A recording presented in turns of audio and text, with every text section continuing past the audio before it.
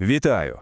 Сёння у нас вельмі цікавая і, я б сказаў, вельмі практычная тэма. Мы разберомся, як правільна, прыгожа і эфектыўна выкарыстоўваць чужыя выказванні ў сваіх тэкстах. А дапаможа нам у гэтым 35-й параграф. І сапраўды, гэта ж ключавое пытанне. Таму што ўменне правільна цытаваць – гэта не проста тэхнічны навык, ведаеце, не проста веданне правіл. Гэта сапраўднае мастацтва. Яно паказвае павагу да крыніцы і, што важна, робіць нашу ўласную пазіцыю значна больш пераканаўчай. Такім будзе наш сённяшні шлях. Спачатку асновы, потым усе тонкасці і нюансы. Ну а пасля, канешне, практыка. Ну што, паехалі? Добра, пачнем з самага пачатку. Што ж гэта за звер такі цытата? Здавалася б, усё зразумела, але тут ёсць вельмі важныя дэталі, якія трэба ведаць. Вось тут самае галоўнае, проста ключавое слова «даслоўнае». Што гэта значыць? А тое, што мы не маем права мяняць ніводнага слова, ніводнага знака прыпынку. Цытата – гэта нібы фатаграфія, дакладны, некрануты фрагмент з арыгінальнага тэксту. Вельмі важна разумець, што цытаты – гэта не проста нейкае ўпрыгажанне. Не, гэта магутны інструмент. Яны могуць служыць важкім доказам, рабіць тэкст больш аўтарытэтным, дапамагаць раскрыць характар героя ці нават рухаць наперад увесь сюжэт. І вось тут залатое правіла, якое трэба проста запомніць раз і назаўсёды. Лексічная і граматычная форма цытаты павінна цалкам на 100% адпавядаць арыгіналу, без ніякіх змен. Гэта аснова аснов, аснова дакладнасці і сумленнасці ў працы з чужым словам. Ну што ж, з тым, што такое цытата, мы разабраліся. А цяпер самае цікавае і практычнае. Як жа правільна ўплесці гэтую цытату ў наш уласны тэкст? Існуе некалькі правераных спосабаў. Такім чынам, у нас ёсць, па сутнасці, 3 асноўныя шляхы, і мы зараз па кожным з іх пройдземся. У кожнага, зразумела, ёсць свае асаблівасці ў афармленні. Так, першы спосаб, ён, напэўна, самы распаўсюджаны і, магчыма, самы зразумелы. Тут усё вельмі падобна на тое, як мы афармляем простую мову. Мы выкарыстоўваем словы аўтара, напрыклад, ён пісаў, яна адзначыла, потым ставім двукроп'е, а затым у двукосе падаем саму цытату. Вось, калі ласка, класічны прыклад. Усё па палічках. Ідуць словы аўтара, потым двукроп'е, адкрываем двукоссе, і з вялікай літары пачынаецца сама цытата. Усё дакладна, як у правілах просцей мовы. Нічога складанага, правда? А тут мы, так бы мовіць, уплятаем цытату в тканіну ўласнага сказа. Яна становіцца яго неад'емнай арганічнай часткай. І дапамагаюць нам у гэтым злучнікі «што», «каб» і іншыя. І вось тут, увага, вельмі важны момант, на якім многія спатыкаюцца. Звярніце ўвагу. Паколькі цытата з'яўляецца працягам нашага сказа, яна пачынаецца з малой літары, нават калі ў арыгінале там была вялікая. Ну, а двукосе, конечно, застаецца на сваім месцы. Гэта, мабыць, самы элегантны спосаб. Ён дазваляе зрабіць пераход да цытаты максімальна гладкім і натуральным. Выразы накшталт «на думку», «паводле слоў», «як лічыў» робяць тэкст вельмі звязным і пераканаўчым. І зноў жа маленькі, але вельмі важны нюанс – коскі. Пабочныя канструкцыі мы заўсёды, чуеце, заўсёды выдзяляем коскамі. Спачатку ідзе сама канструкцыя, напрыклад, на думку Якуба Коласа, потым коска, а ўжо за ёй цытата ў двукоссі з малай літары. Выдатна! З асновамі, здаецца, разабраліся. Але, як кажуць, д'явол крыецца ў дэталях. Давайце паглядзім на гэтыя самыя дэталі, каб ужо ніколі не памыляцца ў афармленні цытат. Ведаеце, не заўсёды нам патрэбна ўся фраза цалком. Часам самая соль, самая сутнасць у адных-двух словах. І вось каб паказаць, што мы нешта прапусцілі ў пачатку, сярэдзіне ці ў канцы, мы выкарыстоўваем шматкроп'е. Паглядзіце на гэты прыклад. Што нам кажа гэтае шматкроп'е перад словам «не»? Правільна, яно сігналізуе. Гэй, тут быў яшчэ кавалак тэксту, але мы яго прапусцілі, бо ён нам зараз не патрэбны. Ось так, все проста і сумленна. А вось што тычыцца вершаў, тут свая гісторыя.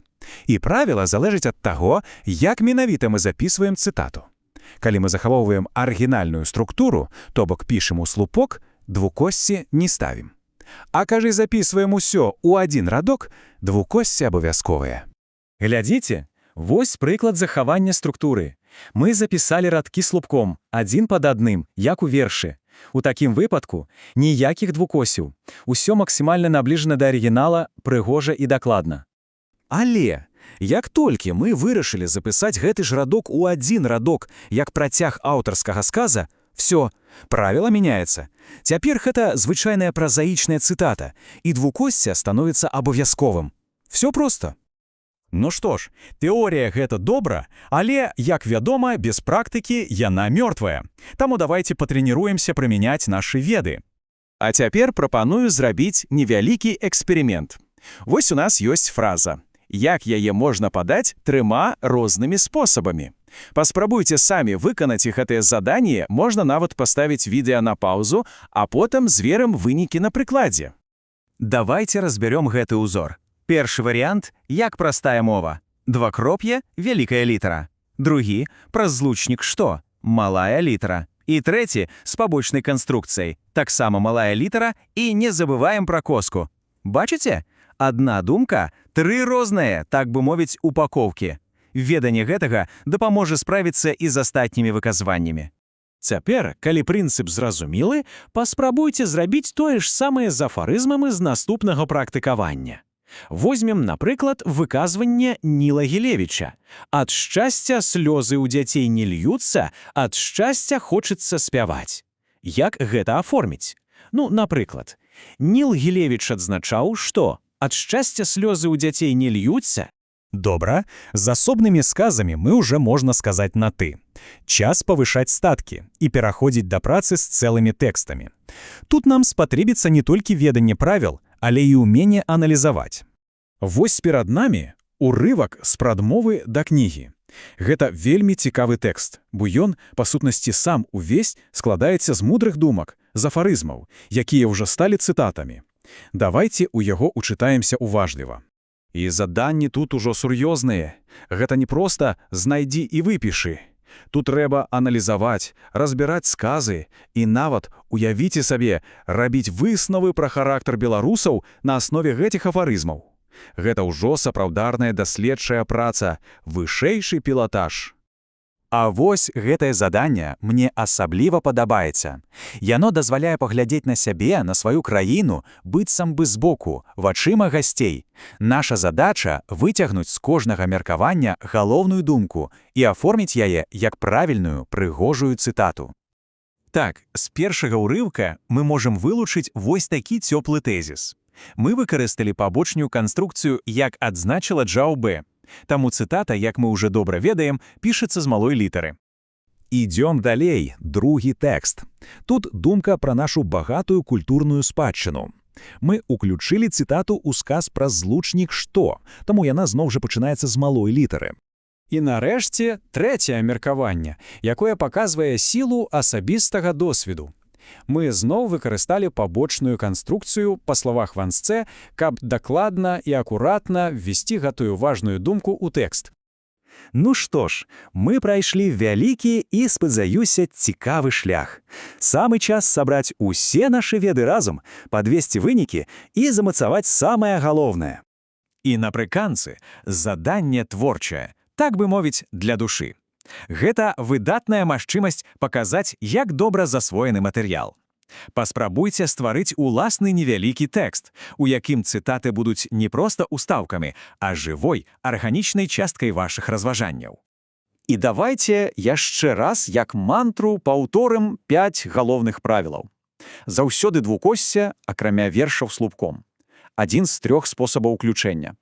Правільная пунктуацыя. Увага на вялікую і малую літары. І шматкроп'е, калі нешта прапускаем. Гэта та база, якая дазволіць працаваць з цытатамі упэўнена і без памылак. І напрыканцы, проста для роздуму. Падумайце, якая цытата найбольш трапна адлюстравовае менавіта ваше стаўленне да роднай мовы. Магчыма, адна з тых, што мы сёння разбіралі, ці нейкая іншая. Бо уміння знайсці слова, які виказують наші думки, яка ж так само частка мовної культури. Дякую за працю і до нових зустріч!